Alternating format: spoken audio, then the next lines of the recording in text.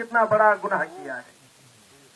وہ چند سکوں کے لیے نواسہ رسول کو شہید کرنے کے لیے آئے. کون نواسہ رسول؟ کون حسین؟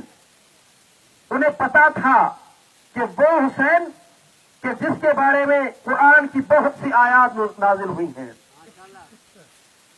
جن کی شان میں رسول خدا نے بڑی احادیث فرمائی ہیں، جن کے بارے میں پیغمبر اسلام نے فرمایا ہے الحسین منی وانا من الحسین، حسین مجھ سے ہے میں حسین سے ہوں.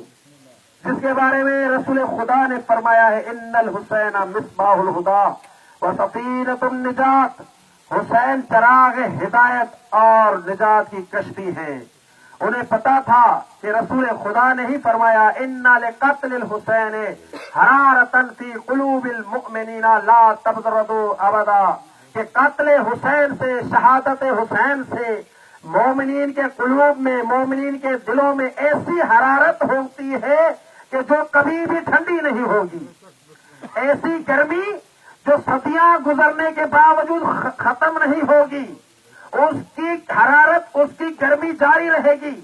جی ہاں عزیزان محترم، یہی حرارت ہے کہ جس کی وجہ سے 14 صدیاں گزر جانے کے باوجود، 1400 سال گزر جانے کے باوجود آج بھی مومنان جوش و خروش کے ساتھ ذکر حسین میں شریک ہوتے ہیں، اور نہ صرف ذکر حسین میں شریک ہوتے ہیں بلکہ عزاداری کر کے، ماتمداری کر کے، مجالس کا انعقاد کر کے دنیا والوں کو بتا دیتے ہیں کہ اے دنیا والوں، تم چاہے جتنی بھی کوشش کرو اس ذکر حسین کو بند کرنے کی، ذکر حسین بند نہیں ہو سکتا.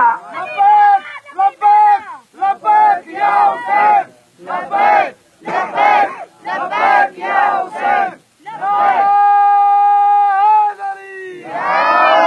تم چاہے کتنی بھی کوشش کر لو، ذکر حسین بند نہیں ہو سکتا. بڑی کوششیں کی گئی عزیزان محترم.